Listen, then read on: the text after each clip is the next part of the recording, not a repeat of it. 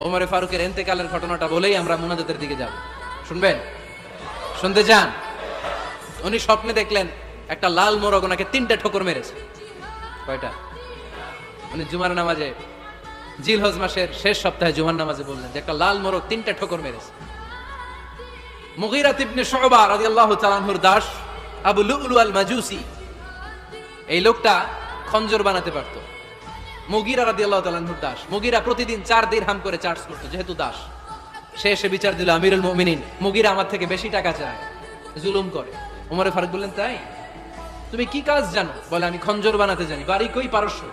আরে তুমি খঞ্জর বানাতে জানলে তো 4 দিরহাম অনেক কম, সে তো আরো বেশি টাকা নেওয়া দরকার ছিল তোমার থেকে। আবু লুলুর এই কথা পছন্দ হয় নাই। সে কয়, ওমর, তুমি সবারে দয়া দেখাও, আর আমার ক্ষেত্রে কঠিন নিয়ম বানাইলা, দাঁড়াও, এই নিয়ম তোমার আমি দেখাবো। এই রাগে সে বাড়িতে যে একটা খঞ্জর বানালো। কি বানালো? খঞ্জর চিনেন? ছোট্ট ছুরি।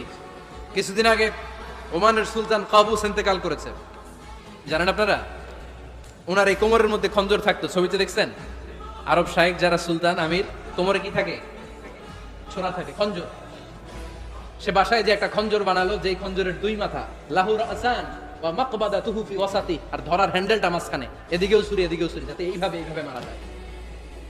সে ধার দিতে লাগলো আর বললো, ওমর দাঁড়া, তোমার আমি দেখাবো। ওমর ফারুক মসজিদে নববীর ইমাম, ফজরের নামাজের সময় এ আবু লুলু আল মাজুসি বুরনুস পরে, চাদর পরে, লুকিয়ে লুকিয়ে, সে অগ্নি উপাসক, মুমিন নয়। ওমর ফারুককে অ্যাটাক করার জন্য গেলেন মসজিদে নববীতে। ওয়াকানু ইউসাল্লুনা বিগালাস, তখন ওনারা অন্ধকারে নামাজ পড়ে। নামাজের সময় যখন হলো, লুকিয়ে লুকিয়ে প্রথম কাতারে ওমর ফারুকের পিছনে মুয়াজ্জিনের পাশেই দাঁড়ানো, হাতে খঞ্জর। একামত হলো, ওমর ফারুক সালাত শুরু করলেন, ফজরের সালাত, আল্লাহু আকবার। নামাজ শুরু করলেন, সূরা ফাতিহা বললেন। আরেকটা সূরা যখন পড়তে যাবেন, in the mean time Abu Lulu এই খঞ্জর নিয়ে ওমর ফারুকের বুকের মধ্যে 3টা স্টেবিং করলেন। একটা মারলেন নাভির নিচে, মারার সাথে সাথে পাকস্থলী কেটে গেল। আরেকটা মারলেন পাজরে, পাজর ছিঁড়ে গেল। 3টা মারার পরে ওমর ফারুক বললেন, কাতালানি আল কাল, এক কুকুর আমাকে মেরে ফেলেছে। পেছন থেকে এক সাহাবীকে টান মেরে সামনের দিকে নিয়ে গেল, তুমি নামাজের ইমামতি করো। আর ওমরে ফারুককে বাকিরা ধরাধরি করে পেছনে নিতে আরম্ভ করলেন।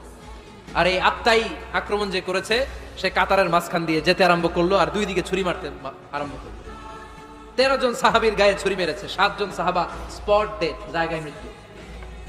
এই ভয়ঙ্কর অবস্থা দেখে এক সাহাবী বুরনুস, এক ধরনের জুব্বা আছে মাথাওয়ালা, অনেকে জ্যাকেট পরছেন না, এরকম মাথাওয়ালা লম্বা জুব্বা আছে, আর উপরে শীতে পড়ে মাথাওয়ালা, এই মাথাওয়ালা জুব্বা বের করে এক সাহাবী জালের মতো তার দিকে উড়ায় মারল।